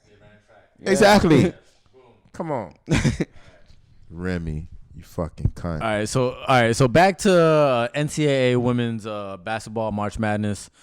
Arizona upsets UConn, right? So there's two things I want to talk about on this. First is Gino Auriemma, which is the coach of the UConn team, which was supposed to win that game, but they got beat. Now he said he was kind of mad, of course, as any coach would be at the end of the game. He said that his team is immature. Not only is his team young, like age-wise, but they're just immature. Like he was saying, like they pout. Yeah, don't quote me, but like they pout, they complain a lot, whatever, right? Paige Bucher, which is one of the players for UConn, which is supposedly like this college player that's supposed to be like a GOAT. Let's not say a GOAT, but she's like one of the best players for this series, and she's gonna get somewhere, right? So she won AP Player of the Year award, and Gino Auriemma, after they got beat by Arizona, he said that she's gonna regret winning that. Basically, I guess saying that she didn't have her foot on the gas versus this Arizona team. Mm-hmm. So the first thing I want to ask y'all is he being a good head coach, or is he just bitter that they didn't win? Now, the second thing I want to ask y'all about is that this is like, for me, actually watching this stuff, this is actually like the first time I see this NCAA Women's March Madness really marketed like on ESPN and other networks. So I just want y'all to kind of like, is this the first time that y'all see it marketed this much? So those two things right there. Well, I'll answer the second question. I'll let Marcus answer the first question. But the second question, this is the first time I've really been seeing them marketing it in the NBA. like that, for women basketball. But again, it goes back to what we were saying, right now it's the women's movement right now. You have a lot of laws that's being changed. You have a lot of things that's changing right now in our life and everybody else's life, as far as in the United States at least. So I really do think that some change is positive. I do like change. Change is always a good thing. So it is what it is. Now, as far as with the first question, what was the first question? Gino Auriemma is like one of those coaches, legendary coach. I would say, as far as women's basketball, you consider him probably the GOAT of women's basketball coaches. But he is one of those coaches who is very similar to like a Nick Saban or a Bill Belichick, and his comments are completely, out of line to me. Because a player who earns an award, they earn that award. You don't tell the player that they didn't earn what they earned. They worked hard for it. The fact that you would say that she would regret winning an award is just ridiculous and preposterous and just out of line. Like I said, Gino Auriemma is not a guy that I'm a fan of, just like Nick Saban and Bill Belichick. I mean, although great record-wise, obviously, it's just the personalities. I don't know. A lot of people have different perspectives on Bill Belichick lately, but he's still Belichick in our eyes. So I don't know. I just feel like that comment is definitely out of line, and I'm not surprised at it though. I'm not surprised from that coming from Gino Auriemma. Hey, look, a lot of people gonna always show their true colors. He is one of those like villains to me, and I did want to touch on like villains because with the whole KD thing and Michael Rapaport, I feel like he's being portrayed now as the villain because now, because of what he said, it had some kind of homophobic type of slurs to it. So the gay community is coming out by it. So man, they too pegging sensitive. him as some type of villain.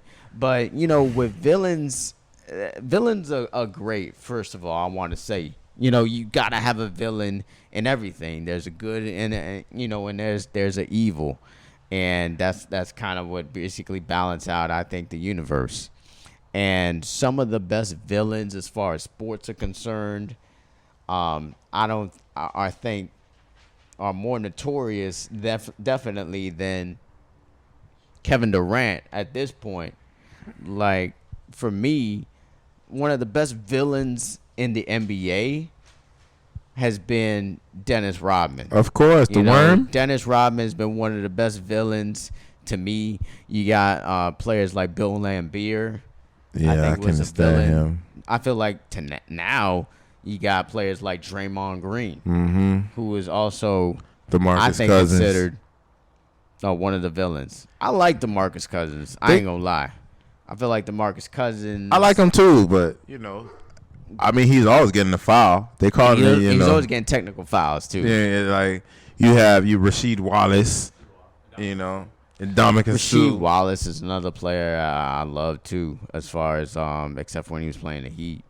But he was one of those players that I liked as a villain, for sure. Who's the best Miami villain? Who is the best Miami villain though? I mean, probably Kimbo. Best Miami Dolphins villain, easy, is Brian Cox. Brian Cox and Incognito. And Incognito. Brian Cox and Incognito. Brian Cox used to flick people off in the stands, bro. Yeah. They hated him, and I respected it too. Get it how you live. You feel me? Yeah, like Brian Cox, Incognito, definitely with that scandal. Miami Heat. Probably. I forgot his name, but you remember when he gave that guy elbow from the Pacers? Nah, it was one of our rookies. You know what I mean? And they gave him he was the center, and he gave somebody a damn, yeah, he can't be that good. Yeah, yeah. I mean, for the Heat, I'm thinking about maybe P.J. Brown. People like hated to play him because he would like rough him up. Or like Anthony Mason, maybe. You know, Zoe always wanted to fight. Zoe was one of them. Yeah, he was the hero and the villain. He was hero for us, of course, but he was villain for everyone else. But yeah, we said the Dolphins, right? Dominic Sue also is one another villains. Yeah. You know, they hate him. They hated him more when he was in the Lions. Hurricanes as a football team is a villain. They're like the Hurricanes are like the villain of college football to me. You know. Like, because we're flashy, we're not traditional. Yeah, you know. I agree. And nobody wants us to really win, like, except for us. Who's the most hated out of UM in your at UM? Probably Warren Sapp, probably. Yeah, probably Warren Sapp. Yeah. But what's the one that died Warren in the car crash? Was it Gerald Green? No. Jerome Brown. Yeah, Jerome Brown. I wouldn't say. See, he was a villain. Like, he died. He played. He the one that came in the motherfucking on Soldier Fatigues.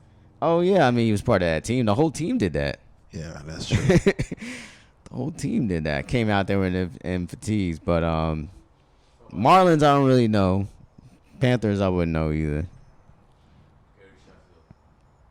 You say Gary Sheffield. Nobody hated Gary Sheffield. Everybody loved Gary Sheffield. Everybody loved him. Like I said, I still got his baseball card. Yeah, everybody loved Gary Sheffield. And by the way, baseball had their opening day this week. They did lose against the Tampa Bay Rays. But it was a close game. It was a close game. And Tampa Bay Rays was in the World Series last year. Exactly. So, you know.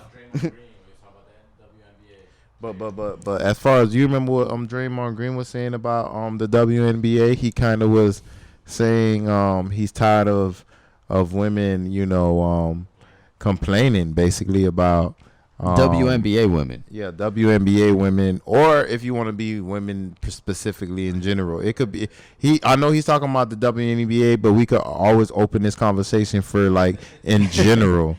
You feel me? He was complaining about like, why are you guys complaining about something and you're not putting any steps in place to actually change that or have a kind of way of changing certain things. You're just complaining and hoping people just change it and have the answers for you when you should be one of these individuals that's helping get these answers and how you can actually change it, because we do know that. Well, Megan Rapinoe, who's the soccer team soccer player for the national team, was actually in Congress doing that shit. You know, but they actually I would say, should make equivalent money to the men, because exactly more Americans watch the women's soccer by far. See, but you talking about women's soccer. We talking about women's basketball. Men's soccer.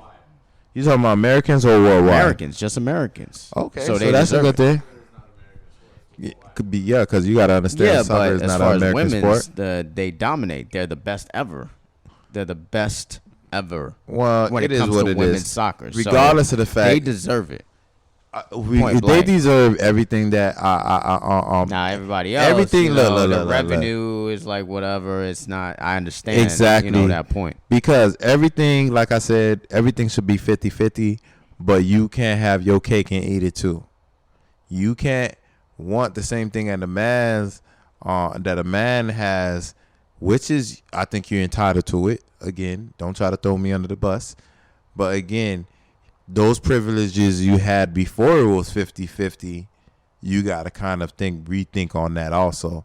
Because like what I was saying before in the last podcast, if I'm married to someone, which I'm married to my wife, if we divorce, which is not going to happen, then you're going to have the courts is going to automatically give the woman a child, even though she may not be the greatest parent in the world, and I'm the best parent for the actual child. So there's a lot of different things that we're talking about. I think last week we said, you know, they going in the clubs for free, even though that was something like more of us laughing. But again, if you want everything to be down 50-50, which I do think when it comes to pay, when it comes to job opportunity, when it comes to everything in life, I think it should be 50-50. But again, that extra that you had or privilege to, it's just kind of like white privilege. That privilege that you had as being a female should kind of be questioned again when it comes to certain topics. You feel what I'm saying? So it is what it is. I think everything should be 50-50, but again, when it comes down to it, it's crazy because me and someone was having a conversation. It was like, all right, we was talking about the Quavo situation, whereas with Quavo and Sweetie, and Sweetie went and tried to slap him or punch him. It looked more like a slap, but he would have sit there and took it. They would have been like, no charges, no nothing. But if it was the other way, then if he was punching at her or trying to slap her, then they would have been like, he need to be arrested. But that goes back to you can have your cake and eat it too. You know what I'm saying? Whereas, in certain situations or even in that situation, even in that situation I just went ahead and gave you an example of, she should be in jail. But they're going to say he a square because he called police. You know what I'm saying? And I like what Ball Greasy had actually posted on his Instagram when he said the other day, he was like, man, you go ahead and hit me, boy, I'm calling boy police on you. You getting locked up. But somebody else or in the media will say that he a square for doing something like that. But it's like going back to the 50-50. Look, if I hit you, call police. If you hit me, call police. 50-50, and certain things like that. But hey, it is what it is. Yeah, I mean, but who was your villains though? I forgot. Did we? I know we had our villains as we said the Worm, Dennis Rodman, Greenwood. What about in other sports though? In other sports, you don't really have no sports. I mean, I know if you're talking about the WWE. One of my villains would be, let me see, The Rock. In the beginning, he used to be a villain. And then he wound up changing. Another villain, you have the Four Horsemen, the Nature Boy, Ric Flair and the Four Horsemen. They would, Shawn Michaels in the beginning. I was thinking about Shawn Michaels. He was a villain in the beginning. But everybody grown to love him. You know what I'm saying? Everybody grown to love him. Yeah. Yeah, but to me, it's The Undertaker, man. I feel like The Undertaker is the greatest villain. Like before, he turned to be a good guy, as they often do in wrestling. We're talking wrestling here at WWE. Goldust. Goldust was a villain too. Yeah, because he was more on the gate when it came to. What about $1 Million Man? Wasn't he? Man, everybody hated the $1 Million Man, Ted DiBiase. Ted DiBiase. Big boss man. But he wound up being a good guy though. You remember the guy came from out of jail and whooped him. You feel me? And sent him to the jail and there, sent him to the hospital. You got Papa Shango. They got the Ultimate Warrior. Sick. Ultimate Warrior was always a good guy. Nah.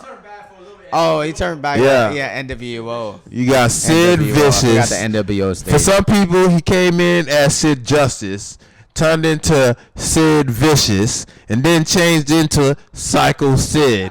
You know what I'm saying? That's how you know we've been on that.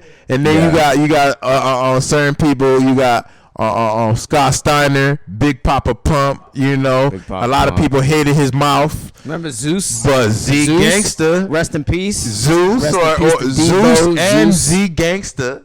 You feel me? That's what they called him in WCW. Zeus, rest in peace, Tiny. You know what I'm saying? From Friday. Yeah. But let's transition into the Space Jam. Speaking of old school stuff like Zeus, because Zeus was in that movie. Remember No Holds Barred? Exactly. Oh man, No Holds Barred. That was hard. Hulk Hogan. Yeah. Classic, man. Classic villain. So I think he get the trophy at the villains, Zeus. You feel me? He got to get that. You feel me? Rest in peace. Especially with Debo and everything. But back in those days, it's kind of when the first Space Jam came out, and they got a new Space Jam came out, and the Space Jam trailer actually came out this week. And I just seen it today, man, and I'm just like, wow, man, this is like it was on point. Everything that I thought it could be and probably better. I'm just hoping it doesn't disappoint, and I hoping just me watching LeBron act doesn't, gross me out that much where I can't watch it. Yeah. Because, I just wouldn't want, I seen him act and I'm just like not impressed really at all. But I was saying the same thing when it came to that. Really that much better anyway. The trailer was good. The trailer looked amazing, as far as the graphics and, the special effects. Yep. The fact that you have the Looney Tunes, which also brings me back to, when I was a jit. I know that's probably dating myself, but back in the day, that's what I used to be watching. When I was like a jit coming up. You got the Goon Squad, Yosemite Sam and Bugs Bunny. You got Yosemite Sam and Bugs Bunny. You got the Goon Squad. I really my before I say anything, I really got to talk about that Dwayne Wade situation. With that, they basically got him, not him playing the female bunny. So there's a meme. Yeah, it's kind of like a meme, but it's part of the actual movie.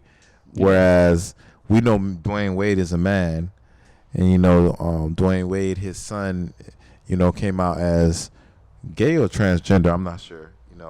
It is what it is, but I think it's more of the transgender. As part. a 8-year-old. Huh? As an 8-year-old, I think that's what how old the kid was.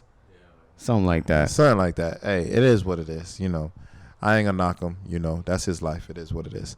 But when it comes to the Dwayne Wade situation, everybody remembered that the Miami Heat, when you have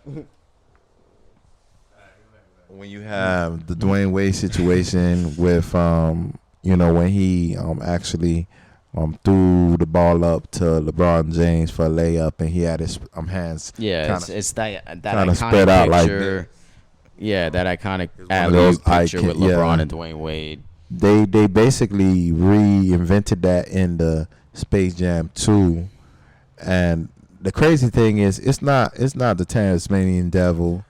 It's not Daffy Duck. It's not. I used to like Daffy Duck too. I like him too.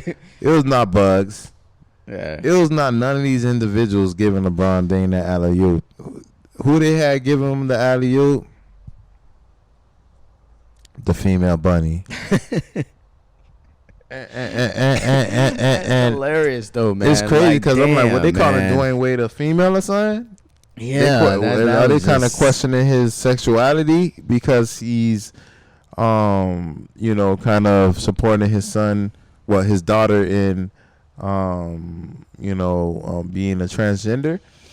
Yeah, it's crazy, man. It's crazy when I saw that. It had me dying, I was just like, why they did Dwayne Wade like that? But, at the same time, you can understand why they did Dwayne Wade like that. It's just hilarious to me, and it's just funny, but yeah, man, like I'm excited about Space Jam and what that would be like, because I remember the original was I wouldn't say a great, but it was a good movie for what it was, and it was kind of a timeless classic for what it was.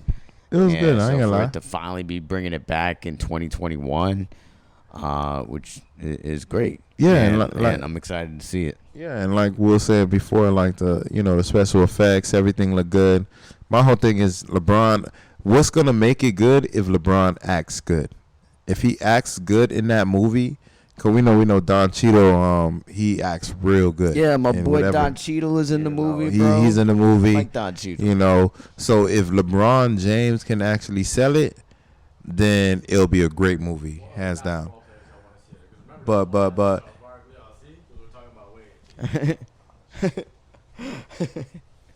see the pennant not liking Wade and his movements right now. Yeah, we don't need Wade in there. my whole thing is, I think you're gonna have AD in the game, in the movie.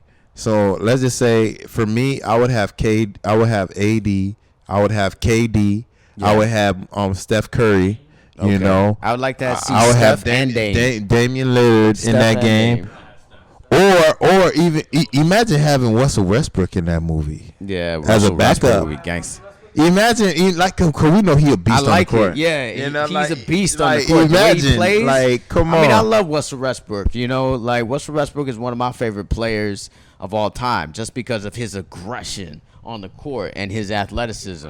You know, he would be a gangster athlete. I would put Zion also on the Monster. Zion versus LeBron. That would be great. Freak. I was thinking him too. Yeah, any one of those. Yeah, and you know the Greek Freak, they're gonna be laughing at his speech. You know, even though it's not a funny topic. Yeah, I know. It would just be when it comes to the cartoon, they will make him definitely, or even Embiid. Yeah. You know, it's just like Game of Zones, man. Yeah, you seen Game of Zones? Oh yeah. The Game of Zones is always good, man. You know what I mean? Hilarious when James Harden was like, all the triple doubles. That shit was hilarious, man. Talking about Westbrook with all his triple doubles. But yeah, I really do think that. Though, we did want to talk about Westbrook and what he did this week. He had like a crazy triple double again, where he had like 20 assists and 10 rebounds or something like that. So he's on a bad team over there, and then Beal is hurt, so he's like getting all the minutes. So he's obviously eating up all those statistics. But a lot of pundits out there came out and said that he really doesn't, his legacy is really tarnished. I would say. They don't know what the hell they talking about. To kind of paraphrase. Who said that dumb shit? Stephen A. and them boys, saying that. Just all the statistics without having a championship. Where I understand it to a point, because there's been times where he's been gooking in the playoffs. He gooked at Oklahoma State a couple of times. When he was with the Heat, when we played the Heat, and another time against the Warriors, he was gooking. But after that, did he really get a team around him where he could win a championship? Definitely not the last 3 years, at all. He's definitely like the main guy out there. So I think it's just a little disrespectful, because there's a lot of players out there who stay loyal. Is it wrong to stay loyal? Nope. I don't think it is. I'm married, so I'm in the business of being loyal. You feel me? It is what it is. Mm-hmm. So I'm definitely gonna be loyal, and I understand Westbrook being loyal to certain teams, and Oklahoma City in his particular case. So other players have done it too. Dan Marino, obviously. Dame Lillard is another player who put out a cryptic tweet this week, talking about really, it's crazy how this new NBA, the way it is, and still Dame Lillard, one of the best players in this league, I think second best shooter in the league behind Steph Curry, is still loyal to the Trailblazers. And right now, they're just an average team. They're not a team that I considered a championship contender. And there was a couple of times where you thought maybe they were, but for the majority of his career, he has not been on a championship level team to win a championship. But does that tarnish his legacy? To me, nah. Nope. Dame Lillard is still a baller, just like Russell Westbrook, and both of them, to me, are first ballot Hall of Famers. Yeah, I agree 100%. These people like Stephen A., they don't know what the hell they talking about. Just because you get paid a lot of money and you say you've been doing this for a long time, that don't mean you know what the hell you talking about. Because we from Dade County, ultimately, loyalty is a lot for this city. You know what I'm saying? So I definitely can understand where, Damian Lillard is coming from. As far as Russell Westbrook, look, me personally, I think that he's one of the best point guards in the NBA. The only thing is his shot is not consistent. Everything else, he has 100%. That dog in him, he got it. That loyalty, he got it. You know, that aggression, he got it. You know, people can't say he's selfish because, like, he averaged a triple-double 2 years in a row. Was it in a row or 2 years? Yeah, I think it was 2 years in a row, actually. So, obviously, when they talk about Russell Westbrook. And he was the first person to do a triple-double for a season since Oscar Robertson, who's still the only other player to do it. Exactly. So, numbers don't lie. People may not like his game, but you got to understand, as far as when he went to Houston to try to see if he could salvage something from James Harden, I've been saying this for the longest. When it comes to the playoffs, James Harden he's going to turn into a dime. He's going to turn into a female. He's going to turn into somebody that you're not accustomed to seeing because they're not calling these fake fouls for you in the playoffs. You got to really earn that. And we know that he's great when it comes to the shot, but it doesn't go down. Same thing like be saying with Steph Curry. Same thing what I'll be saying with certain people. When it comes to crunch time, you wind up just fizzling out. No, you just hate on Steph Curry, but Steph Curry is still playoffs. We talked about that. We looked up the stats before, and there's no difference. Remember? Look, nah, there is a difference. You just hate on Steph, man. If you I don't know what you got against light skinned brothers. Nah, I don't have no problem with him. I'm just saying, like, you know, like I be seeing him. He probably his points maybe look different because he's shooting threes. But I'm looking at the game. Game wise, he don't be looking that great when it comes to the playoffs. Harden is a bigger drop off. He be missing and everything.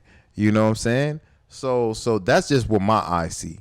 Chris Paul, on the other hand, he does his thing. He was with Harden. That's the guy who doesn't show up in the playoffs. Is Chris Paul. See, he showed up. Now he shows up. He just always get injured. And what you say, that's not showing up. Nah, what you say is availability is the best ability. When he's there, he shows. Nah. When he's there, he show up. Harden, on the other hand, he shows up and he's not there. It's like he's still eating breakfast. He's at home. I mean, yeah. I'm not gonna argue with Harden. But I'm just saying, Chris Paul does not show up in the playoffs. He doesn't show up because he's not there. Except for that one injured. time again with the Clippers. That one time. 2 years. That's. You remember when he got injured? He got injured with Harden that first year when they joined up to do something. He got injured again in the playoffs, and if it was not for that, everybody gonna say they would have made it to the next round because he was doing his thing. Again, it's not that he's playing in the playoffs and he's not showing up. Harden, on the other hand, he's showing up, but he's not showing up. He's not averaging. He's bricking. He's not doing anything. You know, like we said, the old MTV bricklayers, that is James Harden in the playoffs. Bricklayers. You feel me? Now, again, Chris Paul, on the other hand, he's just getting injured. That's the difference. To me, that's equivalent. No, I'm sorry. That's where we agree to disagree. I'm sorry. That's what it is. If you can't play, you can't stay healthy, then, you're good as nothing to me because you're nothing on the court. How? It doesn't make no sense. How you going to say that for someone that when he plays, he's averaging like 25, 26, 27 points. Out there and getting some kind of buckets. No, James Harden be having like 10 points. That's better than zero. That's my point. Compared to some... Better than zero. What do we knock LeBron about? What do we knock or zero? What do we knock LeBron about when he came over here in the Miami Heat? This motherfucker is a walking triple double, and he averaged like 4 points or 5 points. Like, come on, man. No, you gotta understand. Everybody don't get graded on the same scale. People like James Harden, these superstars, not stars, superstars. These people that getting paid the max dollars. You're supposed to show up. Even though I don't like LeBron, he shows up. Like I just except for in the Dallas finals. Let's not mention that. But that was the day that Wade had to go ahead and give him. We already spoke on this. Wade had to give him the mantle, not in the locker room, but in public. In public. LeBron works like that. He's a bitch. You know what I'm saying? It is what it is. Wade had to say this is your team in public, not the locker room. So we agree on that a long time ago. It is what it is. It is. But again, certain people that get paid the money, the max dollars, the $45 million a year, you gotta show up in playoffs. You don't need to know playoffs. It don't matter what sport you in, NBA, soccer, NFL. It don't matter. You have to show up, and you're gonna get scrutinized more. Because again, if Opala doesn't show up, who cares? Yeah, nobody's talking about him. You know. But when you have Jimmy Butler don't show up, Bam don't show up, Goran don't show up, Steph Curry don't show up, LeBron don't show up, people gonna talk about it. And that's how we're gonna go ahead and end the MarcWes Sport Podcast. Whiteside is still trash. Look at this guy. Like, you're like, he just had to throw that shit in. But again, we're going to go ahead and conclude this episode of the MarcWes Sport Podcast. I'm one of your hosts, Wesley Pierre. My co-host right there, Marcus Benjamin. Catch us live on Spotify, Instagram. The Benjamin Report. You feel me? And we definitely got the Benjamin Report coming at you weekly. Apple Podcasts, Apple Podcasts, Facebook. Google Podcasts. Just we're not on Facebook, subscribe wherever you want to get it, how you live. But we're gonna give it to you raw and that uncut, just like on Soldier Slim and BG say, we rocking like a cut off stocking. You feel me? Hey. So holla at your boy. Peace.